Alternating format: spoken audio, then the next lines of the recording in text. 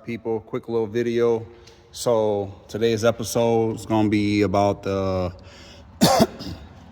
1500 Silverado. So AC condenser has a leak in it. If you could see along the top right there, not really that great visibility, but plus this phone on this camera, or this camera on this phone is not the best, but you can see that wet spot right there where that weld is along the condenser. So I put a UV light to it other day, so where obviously it's leaking right there. So I'm gonna have to go ahead and remove this top panel right here. So a lot of these little push clamps, remove the bar from left to right, remove some fittings along the top and the bottom. So that's what this video is going to be about. This is my personal truck. So, you know, being in Texas, it's not summertime, but it is and it isn't, you know, depending on the day. So I have to get this done. I have another truck to drive, but that's not my daily driver. This is, so, you know, just gotta work on it, get it fixed. Got the new condenser over there and parts and all of that stuff. Yes, I'm gonna vacuum the system and all of that good stuff as well. So just keep watching. Just like that, you take off the top panel, remove all of those push pins, and there are, I think, 3 screws on this side and 3 on this side underneath. So I'm gonna take those off to take this cross beam off as well. And I'm gonna go ahead and attach, remove this bolt as well, so that could come off. The striker piece could not be connected to this whole assembly. Remove this one as well. The stuff for the reservoir tank for the windshield wipers and all of that, and I'm gonna get those off. So 3 on this side, 3 on that side, this one as well, this one, and this one, and stuff for the reservoir, and see what we have from there. Then from there, this piece right here moves, it slides.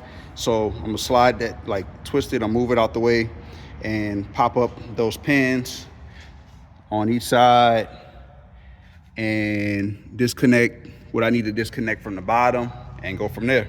And just like that, people, what you have to go ahead and do, you take out the battery tray that's on this side, driver's side. You take out the top bolt for the washer fluid. You take out, there's a bolt right here and a bolt right there. You take that out, you remove the battery tray. You have those 3 removed, because that's the only way that you're gonna be able to get to that one screw that's behind this washer fluid bottle. And then on this side, you're gonna head and take out this whole breather assembly. So remove the 4 bolts or screws along the top, 1, 2, 3, 4, remove those. Loosen this one up, pop the whole assembly off of there. Then for the base, you're just gonna pull up on it. It's gonna remove. It's gonna have this little rubber gasket right here, and then you're gonna remove these 3 bolts on this side.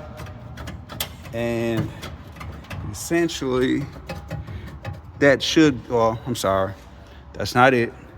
There's one more screw right here that I have to take off, and one screw right here on the driver's side that I have to take off. So I'll remove this one, and I'll remove the other one, and this whole thing is gonna come out. And just like that, people, that complete top section is now removed. I like to place all the screws back where they're supposed to go, just so I don't lose them. So you got those long screws there. This whole assembly is right here. So what you do is you slide off those covers. You're gonna pop out those little snaps with your little, pop out those little snaps with your little pick tool. Same thing for this one over here. And then you're gonna be able to take that out. You got this minor little shield to cover over it as well. That's nothing. And then you make your disconnect items that you got to do from the bottom, and then you could just pick up this entire assembly versus having to tilt it back and all that extra stuff. So keep watching. Just keep on watching. I'm sorry, remove the clip with the pick, and then further down there,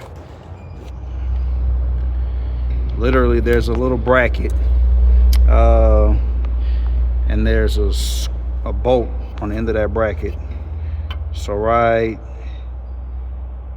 there, further down, you have to remove that. And then on the opposite side of all of this fun stuff, you're gonna see in the middle right there, you have to remove that nut.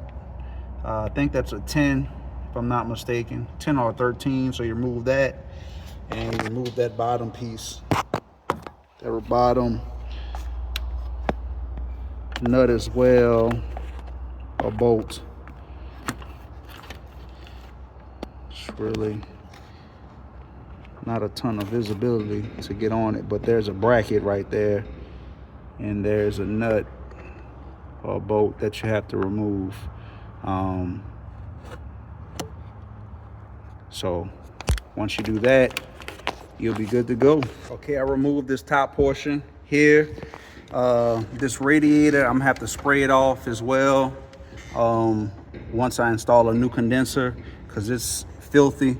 So I'm gonna spray it off to remove all this debris and all this other stuff, so I don't have any issues with cooling the vehicle. I'm gonna take a shop vac and suck all that stuff up, you know, bugs and everything else.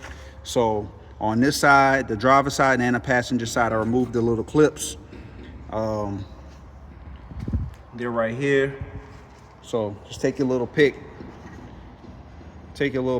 remove the clip. You should be good to go. So I'm gonna do it for this side as well. Just pull it straight out. If you can't, lightly pry on it, it should pop out.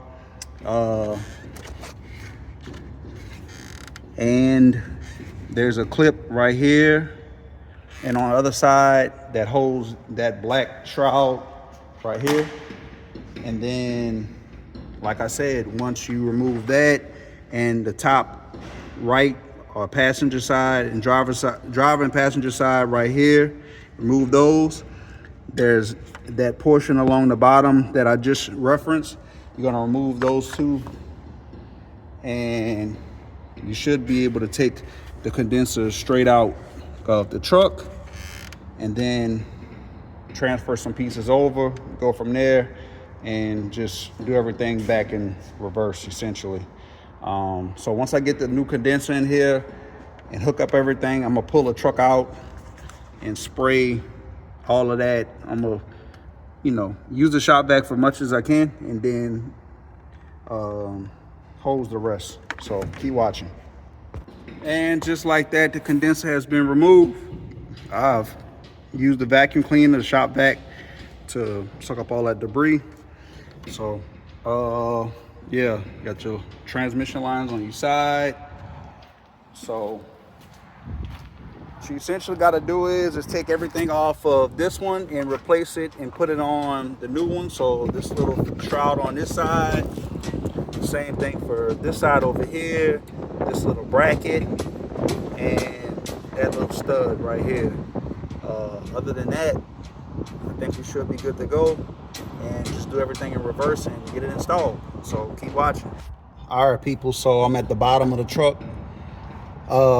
This is what you want to see, where those two AC lines are connected. I went ahead and the company that sent me the condenser, they sent another stud. So that's a new stud that's in there. I forgot what size it is, but normally it's like an inward, like star or something like that. But that's just a standard socket size. And right here in my hand is the 13 millimeter nut that goes on that stud to close both of those lines. Just go ahead and replace the gaskets while you're at it, and that should be it for the bottom portion. You could catch it, you could literally attach it from the bottom. I just slid under here anyway because I had to go ahead and change the oil on the truck as well, but stay tuned.